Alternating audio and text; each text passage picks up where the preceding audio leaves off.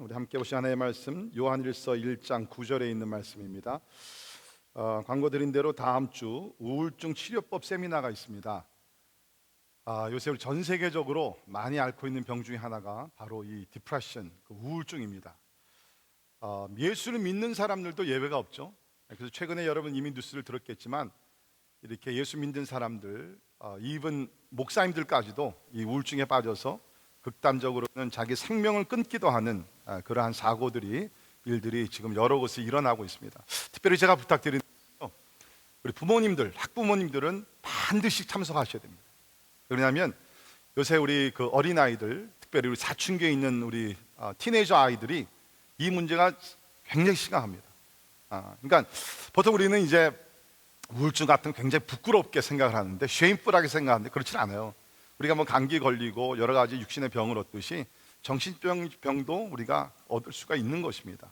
그러니까 여러분 절대로 뭐 이렇게 부끄럽거나 그런 생각하지 마시고, 우리 학부모님들은 꼭 다음 주에, 왜냐하면 이 증상을 여러분께서 아셔야지, 우리 애가 어쩌면 우울증 초기일지 모르겠다, 아니면 조금 더 심각한지 모르겠다. 그래서 빨리 발견해서 치료를 하고, 또 제일 중요한 것은 이런 우울증에 깊이 들어가기 전에 방지, 프리벤션이잖아요. 그래서 남녀노소 여러분 모든 분들 다음 주에 시간을 내셔서 모처럼 또 좋은 기회를 주셨는데 꼭 세미나에 참석하시기를 부탁을 드리고요. 제가 지난주에 어떤 기사를 읽었더니 이 우울증에 대해서 기사가 났는데, 마른 사람들이 살찐 사람들보다 우울증에 더 많이 걸린다 그럽니다. 그러니까 여러분들 혹시 중에 이게 좀 마르신 분들, 제가 읽으면서 저는 조금 괜찮을 것 같아요. 근데 마르신 분들 꼭 우울증 세미나에 참석하시고, 또 전도의 기회를 삼으셔서요, 우리 주변에 이러한 우울증 이렇게 또 고생하시는 분들, 이웃들 또 여러분께 초대하시면 더욱 좋을 것 같습니다. 또 한 가지는 이 앞에 여기 그 창문을 보면 좀 색깔 색칠을 하는데 좀 이상하게 됐죠. 저게 물어봅니다. 목사님, 저게 무슨 디자인이에요?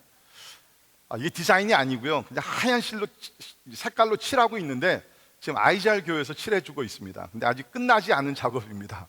unfinished job이니까 조금만 여러분께서 인내해 주시면은 이제 하얀 색깔로 다 덮게 될 것입니다. 그렇게 아시면 좋겠습니다. 자, 오늘 본문 우리 요한일서 1장 9절인데 한 절 앞을 보시면서 우리 다 같이 우리 한 목소리로 읽도록 합니다. 시작. 만일 우리가 우리 죄를 자백하면 그는 미쁘시고 의로우사 우리 죄를 사하시며 우리를 모든 불의에서 깨끗하게 하실 것이요. 아멘. 아멘. 자, 제가 하나님의 말씀을 좋아하고 사랑하는 이유 중에 하나는 뭐냐면, 하나님의 말씀은 모든 사람들을 차별 없이 동일하게 다루고 있다는 것입니다. 차별 없이. 부한 자나 가난한 자나 약한 자나 강한 자나 남녀노소 상관없이 everyone is equal before the word of God. 하나님의 말씀 앞에서는 다 동일하다는 것입니다. 자, 예를 들면 우리가 잘 아는 로마서 3장 23절에 있는 말씀, 모든 사람이 죄를 범하였음에, 모든 사람이 all have sinned, 모든 사람이 죄를 범하였음에 하나님의 영광이 이르지 못하였다. 모든 사람, 여기에 있는 모든 사람들이 다 똑같이 적용되는 말씀. 모든 사람이 죄를 범하였으면 하나님의 영광이 이르지 못했다라고 얘기합니다. 그러니까 여기 있는 모든 사람들은 다 죄를 범했다는 것이죠. 죄를 짓지 않은 사람은 아무도 없습니다. 아무리 선한 사람이라고 생각하는 그 사람도 법 없이 살아갈 수 있다라고 자부심을 가진 사람들도 다 죄가 있습니다.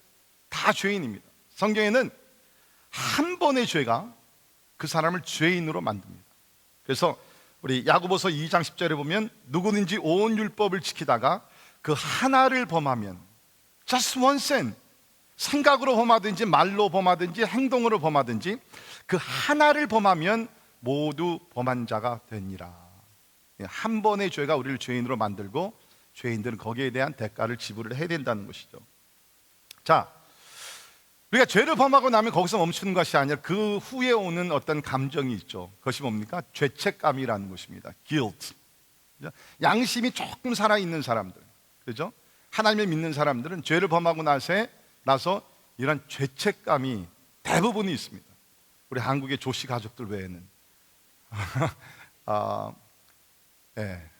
그냥 그때는 그냥 웃으면 더 좋고.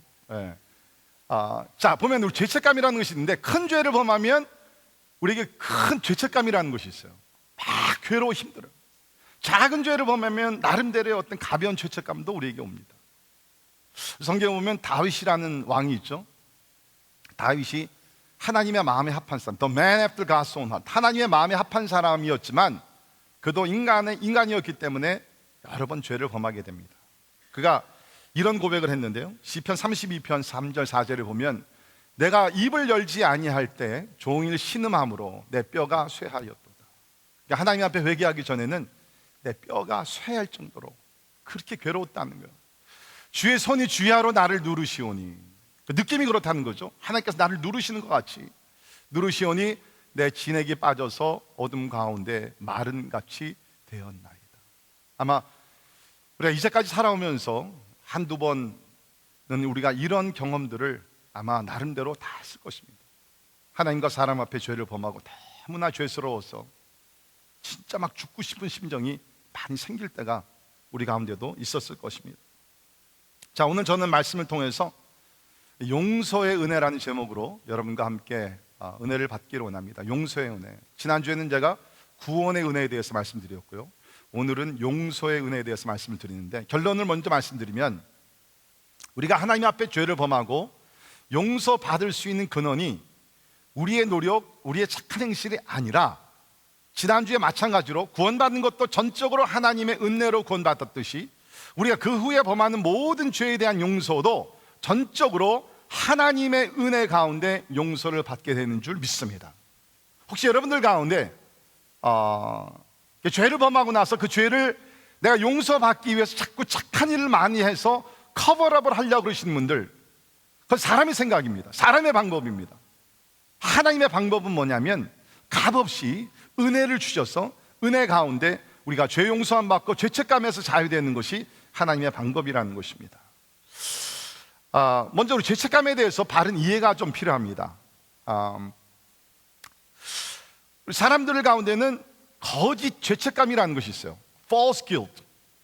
그러니까 이것은 내가 꼭 죄책감을 가질 필요가 없는데 내 생각으로, 내 의지로서 죄책감을 갖게 되는 거예요. 그러니까 무슨 얘기냐면 이것은 하나님의 말씀에 비쳤을 때 죄가 아닙니다. 그런데 내 양심에 조금 부담이 되는 일들, 예를 들어서 길을 지나갑니다. 가난한 우리 노숙자가 있습니다.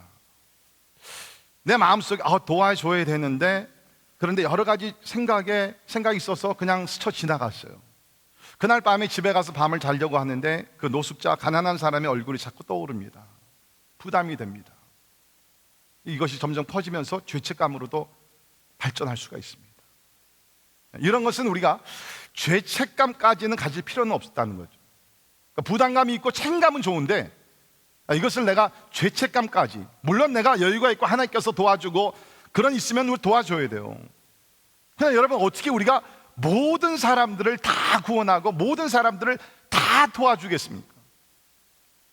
예수님도 이 땅에 오셔서 하나님의 아들이시지만 모든 사람들을 다 찾아가셔서 다 고쳐주시고 다 구원하신 것은 아니죠.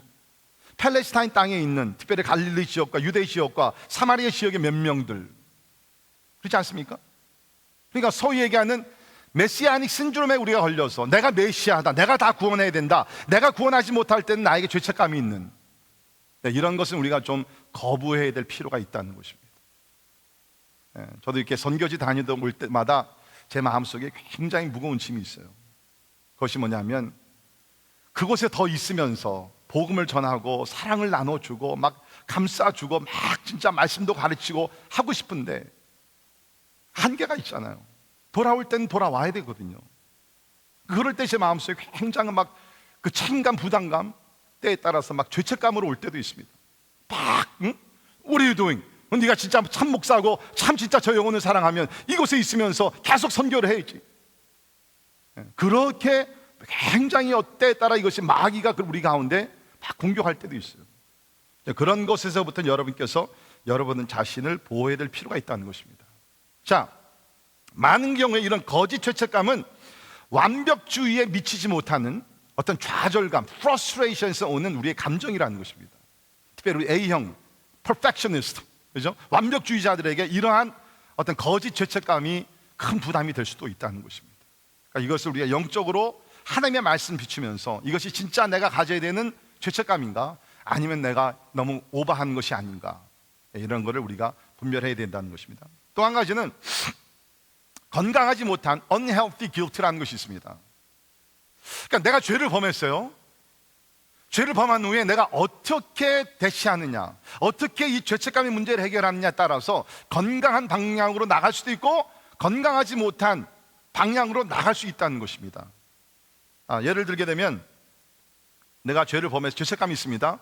그것을 제가 오늘 말씀드리겠지만 하나님의 방법, 하나님의 은혜로 해결하지 아니하고 내가 나의 뜻대로, 나의 의지대로, 나의 선행으로 막 노력을 할 때에 굉장히 우리는 건강하지 못한 가운데 깊이 빠지게 됩니다.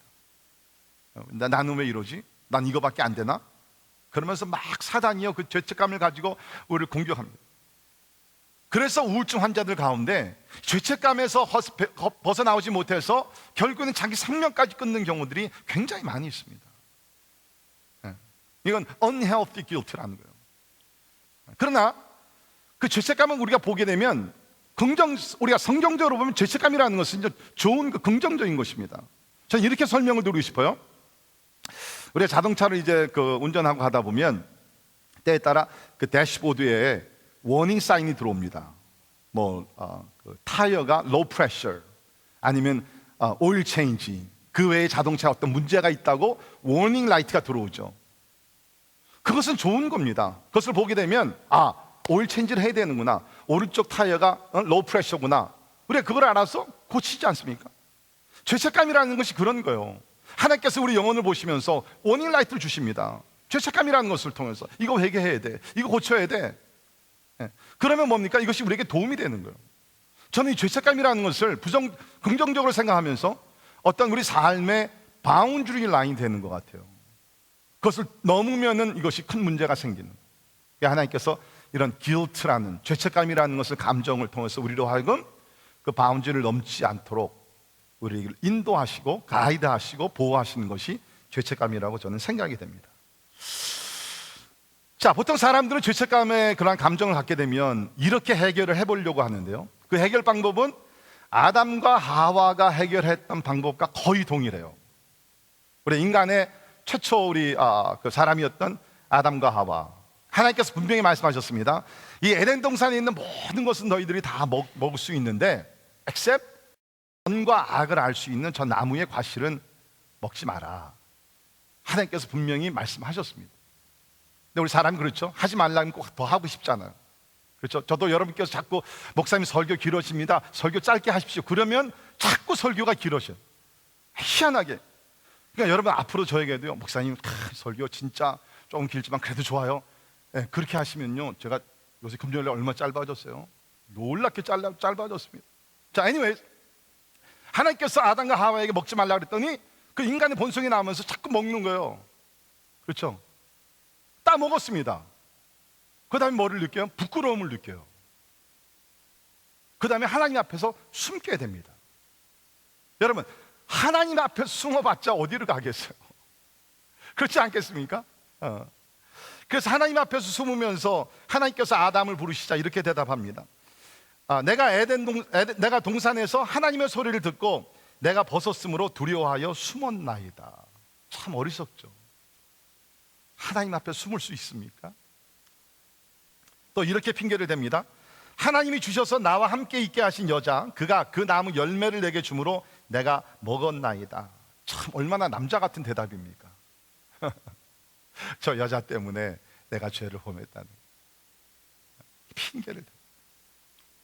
근데 여기서 우리 사람들이 죄를 범했을 때에 보이는 반응, 그 죄책감의 문제를 해결하려고 하는 세 가지 공통적인 반응이 또 나옵니다. 첫째는 뭐냐면 부끄러움, shame이라는 거예요.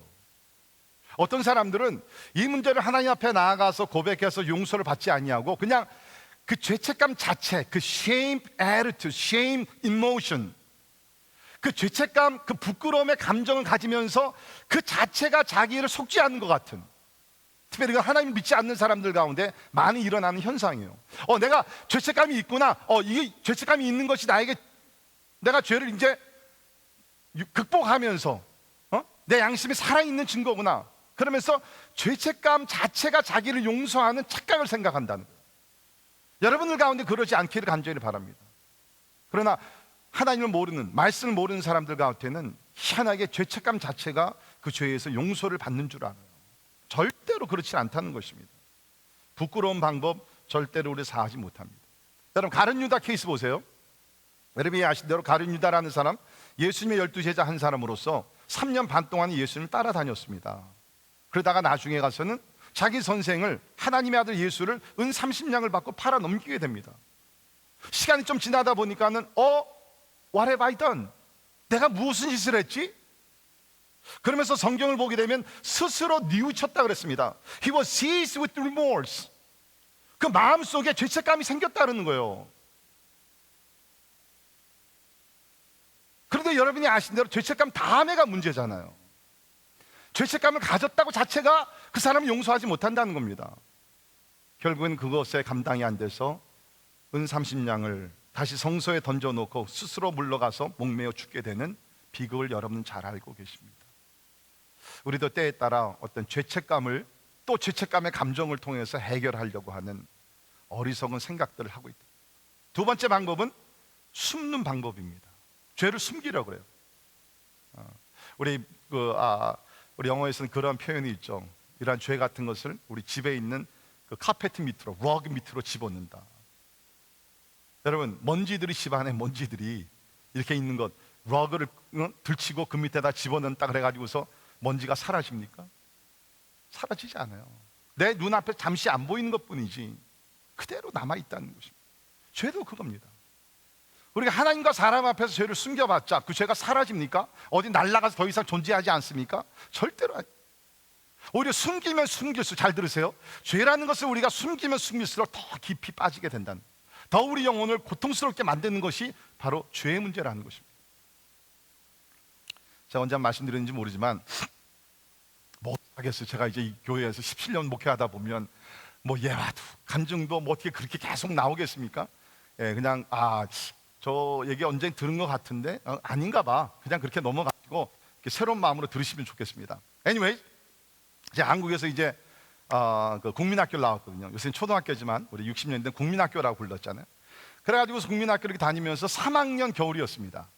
그때는 이제 서울에도 굉장히 날씨가 추웠죠. 그래서 그 제가 다니던 학교, 국민학교 그 마당에, 운동장에 물을 받아 놓고서 스케이트장을 만들었습니다. 그래가지고서 이제 아이들이 가서 스케이트를 타는 거예요. 근데 제가 그때만 해도 스케이트가 없어가지고서 제가 부모님을 막 그 배깅을 해가지고서 그 당시에 그 좋은 스케이트 그 이름이 뭐였냐면 챔피언, 기억나세요? 챔피언이라는 그 스케이트가 있었습니다. 그 당시에 값 3만 원, 거금이죠. 3만 원. 제 기억으로는 그 당시 60년대 교사 국민학교 선생 월급이 한 달에 3만 원이었어요. 근데 챔피언이 3만 원이니까 얼마나 거금입니까? 그 부모님이 부탁을 해가지고서 막 그것을 이제 샀어요. 그래가지고서 그거를 신고 막 신나게 그냥 막 아이스케이트 탔죠. 막 열심히 그냥 그 한겨울을 잘 타고 나서 아이스케이트를 잃어버렸어요. 거금을 들여서 샀는데 잃어버렸어요. 다행히도 이제 겨울이 끝났죠. 자, 문제는 겨울은 매년 옵니다. 4학년 끝나고 겨울방학이 됐는데 스케이트를 잃어버렸죠. 어머님이 말씀하신, 야, 너 작년에 산 스케이트 타고 가서 스케이트 타. 왜 안 나가? 얘기를 합니다. 엄마, 나 올해 결심했어. 겨울방학 나 공부할 거야. 그 4학년 끝나고 겨울방학이요, 막 지옥 같았습니다. 한 해 잘 넘겼습니다. 자, 5학년 겨울방학이 왔습니다. 또 어머님 묻습니다. 야, 작년에 공부 열심히 했으니까 이번엔 좀 나가서 스케이트 타면 놀아. 아니 엄마, 나 공부할수록 더 공부가 막 재밌어.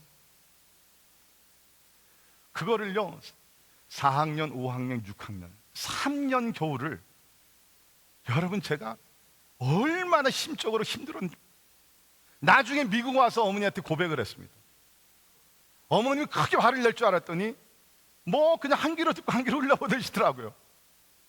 여러분, 죄라는 것을 숨겨봤자 절대로 도움이 안 돼요. 점점 깊어지면서 우리 영혼이 더 막 진짜 막 좀 너무나 비굴하게 되고, 아까 그 다윗이 얘기한 것 같이 여름에 메마른 뼈와 같이 그렇게 된다는 거예요. 그러지 않기를 바라지만 혹시 여러분들 가운데 하나님 앞에 죄를 범하고 이걸 하나님 앞에 갖고 나오지 아니하고 자꾸 숨기면서 사신 분들이 있습니까? 오늘 하나님 앞에 정직하게 고백하는 축복의 시간이 되기를 주의 이름으로 축원합니다. 그 다음에는 사람들이 택하는 세 번째 방법은 뭐냐면 아담과 하와가 똑같아요. 책임을 회피하는 것입니다. 제가 아까 말씀드린 대로 하나님께서 아담을 책망했을 때 왜 네가 선악과 따먹었느냐? 하나님께서 만든 저 여자가 나로 유혹을 해서 따먹겠어. 하나님께서 여자에게 너는 왜 남편을 그렇게 유혹을 해가지고 따먹었느냐? 저 뱀이 나를 꼬여가지고서 내가 죄를 범했습니다. 여러분 아시잖아요. 계속 책임을 회피하는 것입니다. 근데 우리 사람들도 보게 되면 계속 그러는 거예요. 정 그래가지고 핑계댈 사람이 없으면 뭐라 그러는? The devil made me to do it. 사단이 나로 하여금 죄를 범하게 했다. 저는 가끔 사단에게 좀 미안한 생각이 듭니다. 사단이 한 게 아니잖아요. 물론 사단이 모든 죄악 뒤에서 우리를 유혹을 합니다. 근데 여러분 진짜 죄를 범한 장본인 누구예요? 아담과 하와가 죄를 범했어요. 누가 죄를 범했어요? 사단입니까? 아니에요. 아담과 하와가 죄를 범한 것입니다. 우리가 죄를 범할 때 물론 사단이 우리를 유혹합니다. 그러나 궁극적으로 누가 죄를 범하는 것이 사단이 아니에요. 여러분과 제가 선택을 해가지고서 죄를 범하는 것 아닙니까? 그런데 우리는 쉽게 빠져나가기 위해서 누구 때문에, 부모 때문에 할 수 없이 뭐 상황이 그래서 devil made me to do it. 마귀 때문에 내가 죄를 범했다. 이런 핑계 아무것도 우리에게 도움이 되지 않는다는 것입니다. 그러니까 여러분 자동차 대시보드에 워닝 라이트가 들어오면 거기다 손을 딱 대고 지금 오일 체인지 로우 프레셔인데 손을 딱 대고서 하는 얘기가 My car is okay. 타이어에 문제도 없고 아무 문제 없고. 여러분 아무리 대시보드를 한 손, 두 손 여러 가지 블랭켓을 갖다 덮더라도 그 문제가 사라집니까? 사라지지 않아요. 그런데도 우리는 뭡니까? 때에 따라 어떠한 부끄러운 생각 자체가 또 아니면 누구를 블레임하면서 이거를 한번 숨겨보면서 죄책감의 문제를 해결하려고 아무 도움이 안 되죠. 자, 그럼 하나님의 방법은 무엇입니까? 죄책감의 문제를 해결할 수 있는 하나님의 방법이 있습니다. 그것이 바로 오늘 본문 말씀에 있는 내용입니다. 제가 20살에 그러니까 40년 전이죠. 예수님을 인격적으로 만나고 나서 진짜 너무너무 은혜 받고 너무너무 하나님 앞에 감격하며 눈물을 흘리면서 감사했던 내용 중에 하나가 오늘 본문 말씀이에요. 우리 다시 한번 읽을까요? 여러분 성경을 보시면서 요한일서 1장 9절 우리 한번 큰 목소리로 읽도록 합니다. 시작. 만일 우리가 죄를 자백하면 그는 미쁘시고 의로우사 우리 죄를 사하시며 우리를 모든 불의에서 깨끗하게 하실 것이요. 보십시오. 우리가 사함을 받고 모든 불의에서 깨끗하게 할 수 있는 방법이 있어요. And just one verse, 한 구절에 그 내용이 있다는 것입니다. 그게 뭐예요? 첫째, 죄를 고백해야 된다는 거예요. 보십시오. 만일 우리가 죄를 자백하면, 고백하면 하나님 앞에 우리가 숨기지 아니하고 정직하게 자세하게 우리 죄를 자백하면 하나님께서 죄 용서하신다는 거예요.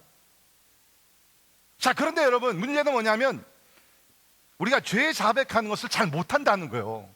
안 한다는 것은 얘기는 아닙니다. 대부분의 어느 정도 신앙이 있으면 우리가 하나님 앞에 회개하죠. 근데 잘 못한다는 거예요. 그 뜻이 뭐냐면 하나님 나 잘못했어요. 죄 졌어요. 더 이상 안 그럴게요. 아멘. 너무나 쉽게 정직하고 자세하게 고백을 안 하고 그냥 넘어가요. 그러다 보니까 우리의 고백 속에는 진실성이 결핍이 됩니다. 신중함이 없습니다. 아니 내가 진짜 그렇게 죄를 범했으면 하나님 앞에 나가 하나님 내가 이렇게 이런 상황 속에서 내가 이렇게 연약해서 내가 이런 죄를 범했습니다. 눈물을 흘리면서 하나님 앞에 회개하면서 우리가 나가야 되는데 우리는 죄를 고백할 때도 그냥 대충 쉽게 왜? 이거를 자세히 하나님 앞에 나아가 간절히 기도하다 보면 내가 비참해지거든요. 내 자신이 좀 괴롭거든요. 그게 싫은 거예요. 왜? 그래도 나는 괜찮은 사람이라고 내가 인정하고 싶은데 내가 하나님 앞에 나아가 죄를 낱낱이 고하는 것 자체가 그것이 부담이 되고 그것이 부끄러웁니다. 죄를 고백할 때는 정직하게 고백을 해야 됩니다. 우리 시편 69편 5절 같이 읽겠습니다. 시작. 하나님이여 주는 나의 우매함을 아시오니 나의 죄가 주 앞에서 숨김이 없나이다. 숨기지 말고 정직하게 자세하게 하나님 앞에 나아가 우리 죄를 고백해야 돼. 여러분 가정에서도 아이들이 잘못하면 어떻게 합니까? 부모가 아이들을 불러다가 때에 따라 이렇게 회초리를 들고서 너 솔직히 얘기해. 그럼 아이가 엄마 나 잘못했어, 그냥 다음부터 안 그럴게. 그럼 부모가 넘어갑니까? 아니잖아요. 뭐를 잘못했는지 얘기해봐. 왜 그것이 안 좋은 것인지 얘기를 해봐. 우리 그렇게 교육하잖아요. 우리 하나님 앞에서도 그래야 되는 것 같아요. 우리가 회개한다는 걸 좀 신중하게 깊이 정직하게 자세하게 하나님 앞에 나아가, 물론 하나님 다 아시죠. 그러나 우리 자신을 위해서 또 다시는 그런 죄를 범하지 않기 위해서 우리는 정직하게 자세히 고백할 필요가 있다는 것입니다. 근데 여러분 우리가 이 회개라는 것도 보면 여러 종류가 있어요. 그 중에 하나가 뭐냐면 forced repentance라는 것이 있습니다. 할 수 없이 하는 회개가 있어요. 내 마음에는 지금 회개할 그런 의욕이나 어떤 그런 확신도 별로 없어요. 그런데 가끔 이제 내가, 그리스도인들은 뭡니까? 내가 죄를 범했어요. 어떤 일이 생깁니다. 차 사고가 났어요. 뭐 갑자기 일이 터집니다. 그럼 우리 먼저 내가 무슨 죄를 범했지? 하나님 앞에 나가 죄를 고합니다. 그런데 동기는 뭐예요? 그 위기를 빨리 지나가기 위해서. 내 마음속에 거기에 대한 어떤 확신이나 심각성 이런 게 별로 없어요. 근데 내가 위기를 당했으니까, 병에 걸렸으니까 빨리 낫기 위해서 just to get out of that tragic event, 거기서 살아남기 위해서 그냥 내가 회개하는. 물론 그것도 안 하는 것보다 낫겠죠. 그러나 회개라는 것은 내가 할 수 없이 하는 것이 아니라 자원해서 진실한 마음을 가지고 하나님 앞에 나아가 회개해야 된다는 거예요. 우리 다윗의 회개를 한번 볼까요? 우리 시편 51편 3절 4절 이런 말씀이 있습니다. 물은 나는 내 죄가를 아오니. 이게 인정을 하는 거예요. 하나님, 내 죄를 나는 압니다. I know my transgressions. 내 죄가 항상 내 앞에 있나이다. 내가 주께만 범죄하여 주의 목전에 악을 행하였사오니. 내가 주께만 범죄하여. 근데 다윗이 주께만 범죄한 게 아니잖아요. 사람들한테 범죄를 했잖아요. 간음을 했잖아요. 거짓말을 했잖아요. 이웃의 아내를 품었잖아요. 사람들에게 범죄를 했잖아요. 근데 왜 하나님께 범죄했다 그럽니까? 잘 들으세요. 그 당시에 왕의 권위로서 충분히, 뭐 우리나라도 그랬지만 그 나라의 백성 모든 사람은 왕의 것이었잖아요. 왕의 소유였습니다.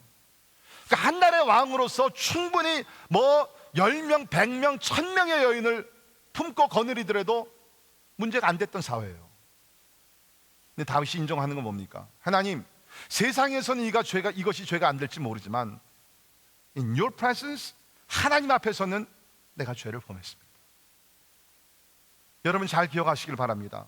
세상이 어떤 일에 대해서 죄가 아니라고 얘기한다 할지라도 중요한 것은 세상의 법이 아니라 하나님의 절대적인 영원한 법이 중요한 줄 믿습니다.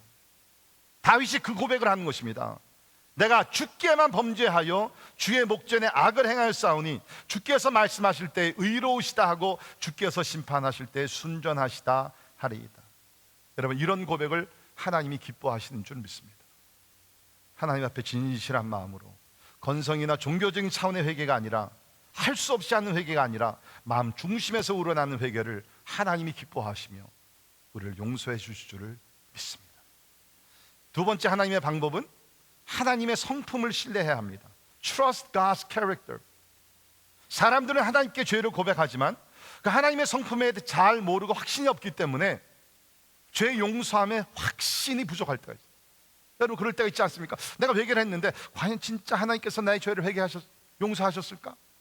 확신이 없으니까 어떻게 됩니까? 그 다음번에 기도할 때, 다음번 부흥회 가서도 똑같은 죄를 내가 또 고백을 합니다. 왜? 죄 용서함에 확신이 없기 때문에. 왜 확신이 없어요? 하나님의 성품을 모르기 때문에 그래요. 자, 오늘 본문 보십시오. 만일 우리가 죄를 자백하면 그는 미쁘시고 위로사. 하나님의 성품이 나옵니다. 미쁘신 하나님. 여기 미쁘시다는 건 신실하신 하나님이라는 거예요. 우리 죄 용서함의 근원이 우리의 선행이 있질 않아요. 죄 용서함의 근원은 하나님의 변하지 않는 성품에 있는 줄을 믿습니다. 그 성품이 뭐예요? 신실하신 하나님. 특별히 용서하시겠다고 약속하신 하나님, 그분이 신실하시다는 거예요. 자, 미가서 7장 18절에 보면 주와 같은 신이 어디 있으리까? 주께서는 죄악과 그 기업의 남은 자의 허물을 사유하시며 인애를 하심으로 진노를 오래 품지 아니하시나이다.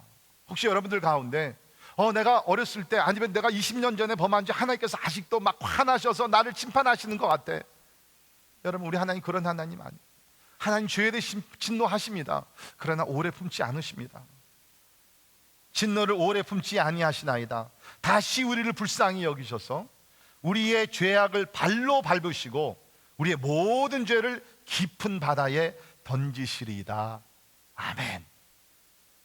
우리의 무서운 죄를 저 깊은 바다, 저 깊은 태평양 바다 깊은 곳에 하나님께서 던져버리신다는 거예요. 찾지 못한다는 거예요. 하나님이 한번 용서하시면 동일서에서 먼 것 같이 기억도 하지 않으신다는 겁니다. 믿으십니까? 이게 하나님의 성품이라는 거예요. 하나님은 죄 용서하시겠다고 성경이 약속하셨습니다. 그분은 신실하시기 때문에 약속의 말씀에 따라 누구든지 주님 앞에 나와 간절한 진실한 마음으로 회개하면 하나님은 우리의 모든 죄악을 다 죄 깊은 바다에 던지시고 기억도 찾지 않으시겠다는 거예요. 신실하신 하나님, 얼마나 감사해요. 그 다음엔 의로우신 하나님을 얘기합니다. 이 말은 여러 가지 의미가 있지만 이것은 예수님의 십자가의 의를 뜻하고 있습니다.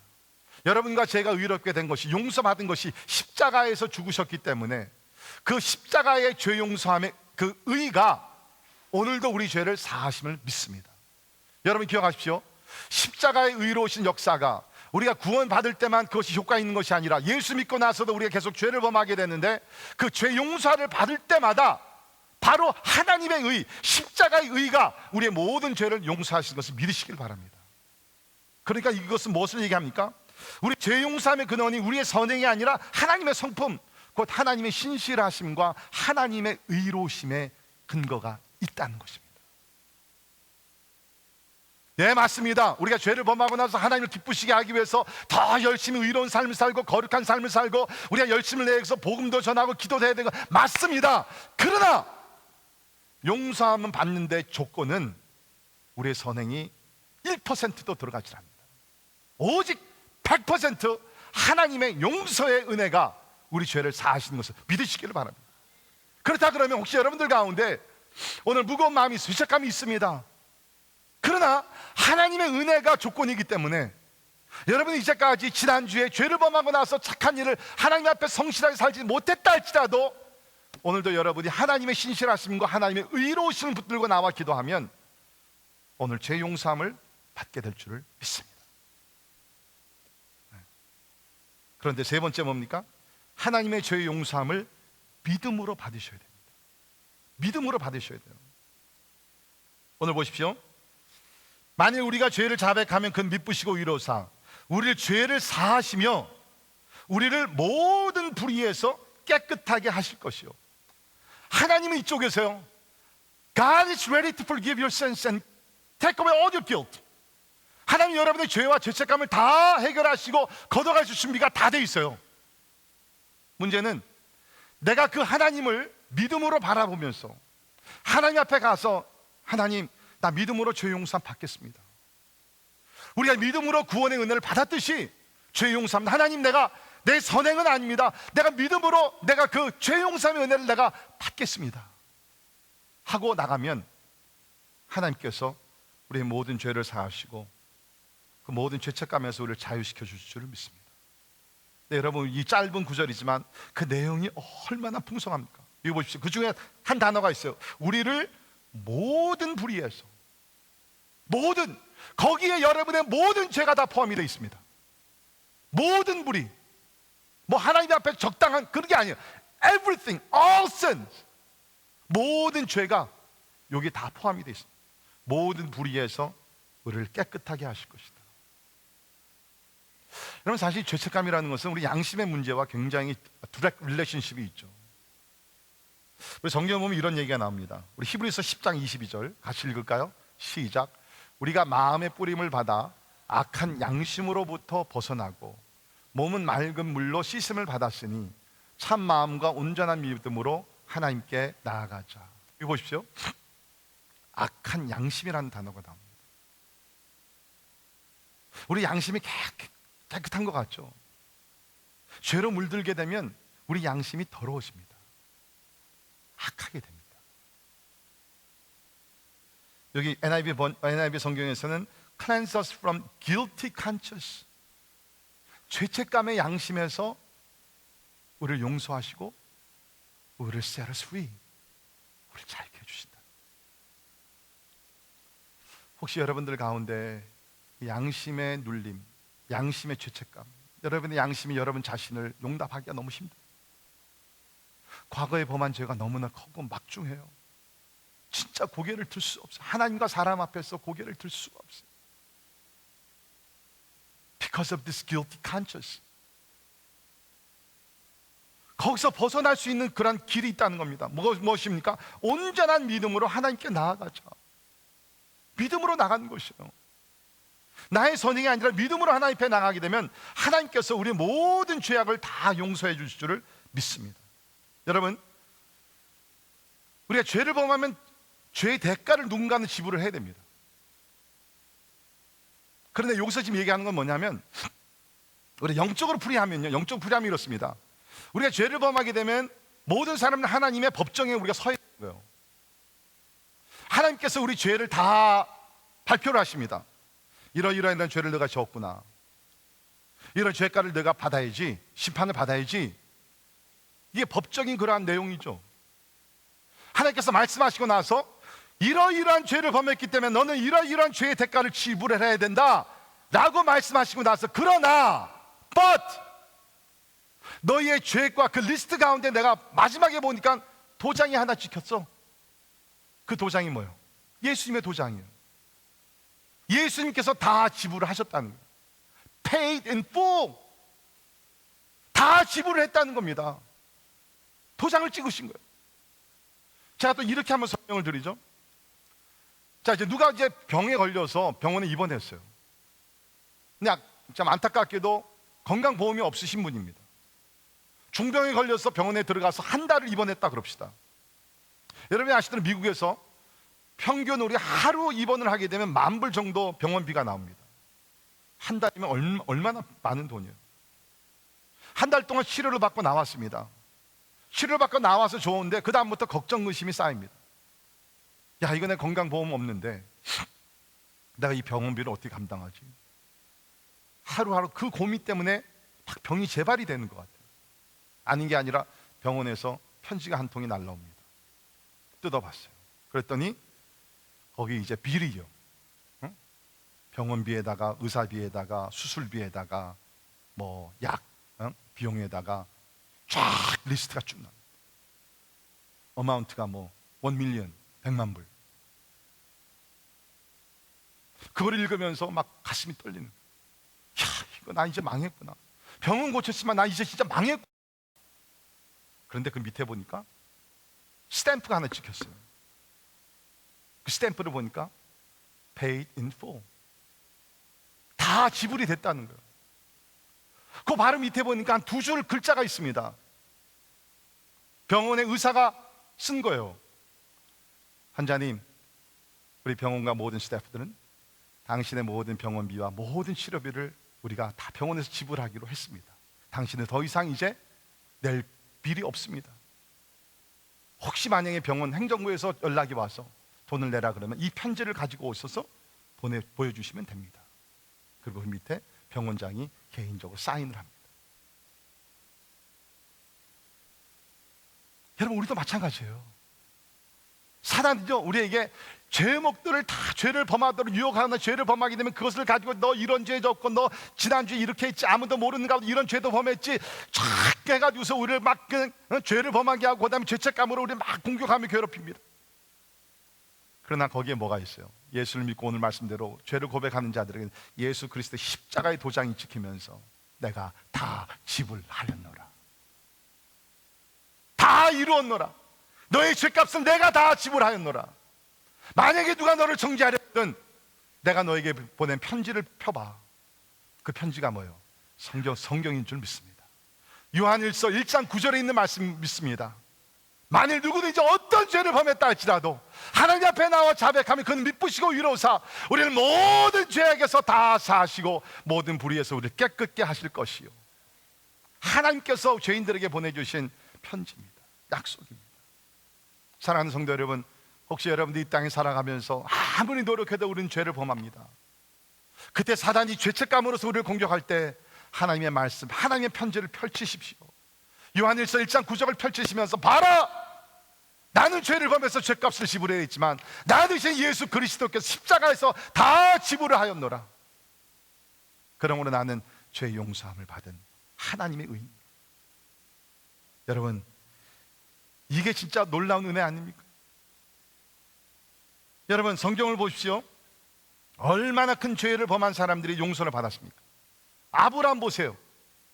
우리가 믿음의 조상이라고 부르지만 아브라함은 거짓말쟁이였습니다. 아내를 속여가면서 그렇지 않습니까? 그 얼마나 비겁한 행동이에요. 모세를 보십시오. 사람을 죽인 살인자입니다.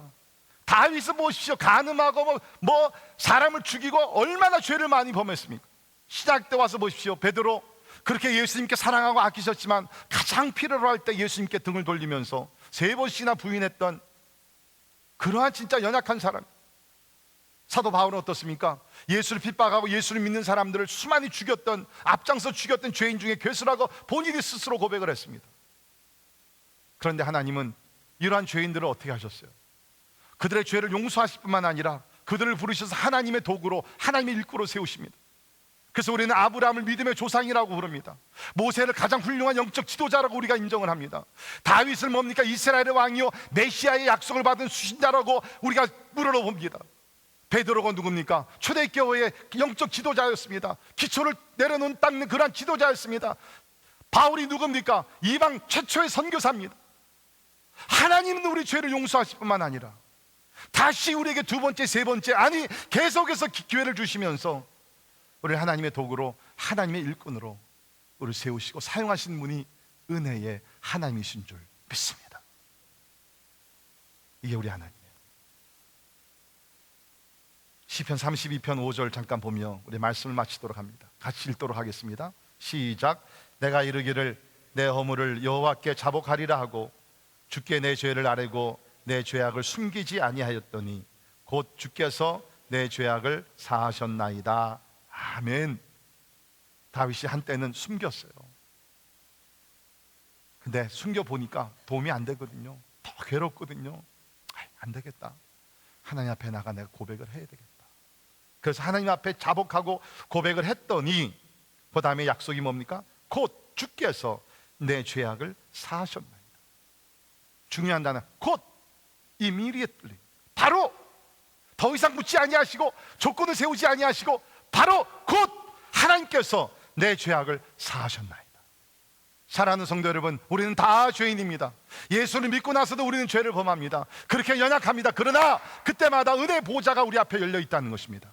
그 은혜 보좌 앞에 나가서 하나님 앞에 죄를 숨기거나 누구에게 책임을 회피하지 않냐고, 하나님 내가 죄를 범했습니다. 하나님 앞에 죄를 범했습니다. 세상 앞에서 부끄럽지 아니한다 할지라도 하나님 앞에는 내가 죄를 범했습니다.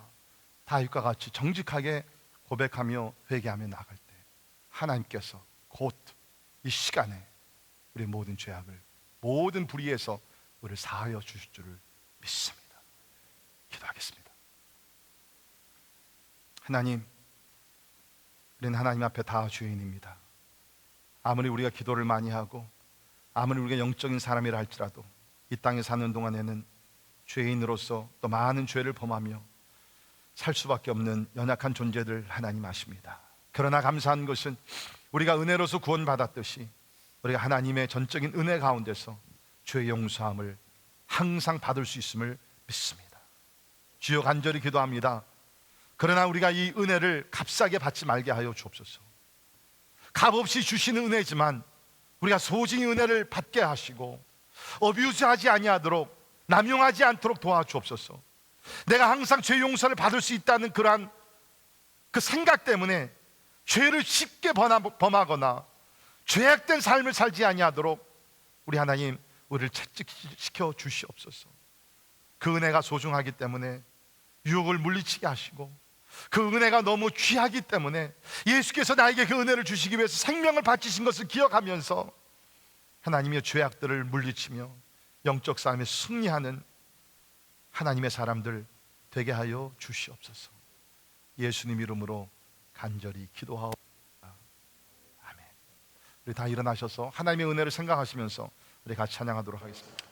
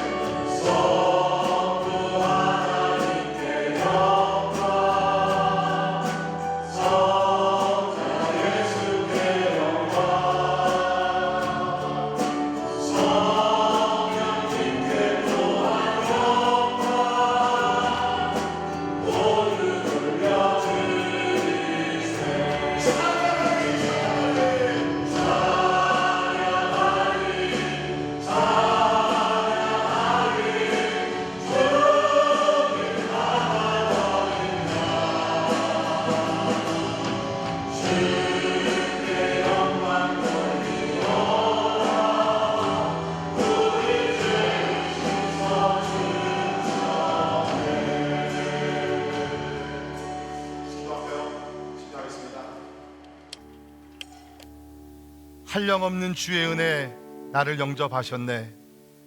내가 지은 모든 죄와 허물 용서하셨네. 이게 하나님의 약속입니다. 이것이 하나님의 은혜인 줄 믿습니다. 만일 우리가 죄를 자백하면 그는 미쁘시고 의로우사 우리를 죄를 사하시며 우리를 모든 불의에서 깨끗하게 하신다고 오늘 하나님 약속하셨습니다. 저는 오늘 이 자리가 우리 모든 죄가 사해지는, 모든 불의에서 깨끗하게 되는 거룩한 축복의 시간이 되기를 주님의 이름으로 축원합니다. 이 시간에 말씀을 생각하시면서 하나님 앞에 고백합시다. 하나님의 미쁘심과 하나님의 의로우심의 성품을 의지하면서 믿음으로 하나님의 죄 용서를 받는 우리 시간이 되기를 바랍니다. 여러분들 양심이 누르고 있는 것들 풀어놓으십시오. 십자가 앞에 가지고 나가십시오.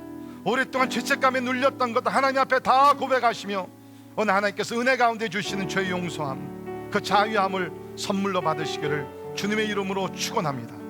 이 시간에 같이 통성으로 잠깐 기도하실 때 혹시 여러분들 가운데 불필요한 죄책감, 거짓된 죄책감도 하나님 앞에 내려놓으면서 하나님, 참 나의 연약함을 하나님 아십니다. 내가 불필요한 이런 죄책감 속에 눌리지 않게 도와주시고, 예수님은 우리를 모든 무거운 짐에서 자유함을 주신다 그랬는데, 하나님의 말씀에 내가 죄를 범한 것 아니면 나의 연약함을 그대로 인정하며 책임감과 부담감은 있지만 죄책감에서는 벗어나게 하여 주옵소서. 그것도 하나님 앞에 내려놓으며 우리 같이 기도할 수 있기를 바랍니다. 다 같이 통성으로 잠깐 기도하겠습니다. 하나님 아버지, 하나님 은혜의 하나님을 찬양합니다. 오늘도 은혜 보좌 앞으로 우리를 불러주시고 주님 아버지 하나님, 주님께 주시는 죄의 용서함의 은혜를 선물로 받게 하시니 감사를 드립니다. 하나님, 우리 다 주님 앞에 부족하고 죄를 범한 연약한 자들 하나님 아십니다. 주님 이 시간에 정직하게 하나님 우리 마음의 중심으로 하나님의 주님 앞에 회개하기를 간절히 기도합니다. 은혜를 부어 주시옵소서. 우리의 생각으로, 우리의 행동으로, 우리의 말로서 아버지 우리가 범한 모든 죄들을 하나님 아버지 용서해 주시기를 간절히 기도하고 원합니다. 은혜 강에 나가기를 간절히 기도합니다. 무거운 짐을 거기에 내려놓기를 원합니다. 우리가 죄를 자백하기만 하면 하나님이 주시는 은혜 가운데서 아버지 우리 모든 죄를 바닷속으로 아버지 하나님 앞에 던져버리신다 그랬는데, 주님 아버지 그 은혜가 하나님의 은혜 사랑 가운데 하나님 우리 가운데 주어지게 해주시기를 간절히 기도합니다. 주님 아버지 주시기를 간절히 기도하거나 주여 하나님 아버지 은혜를 주시기를 간절히 기도합니다. 할렐루야. 아버지 도와주시기를 간절히 기도합니다.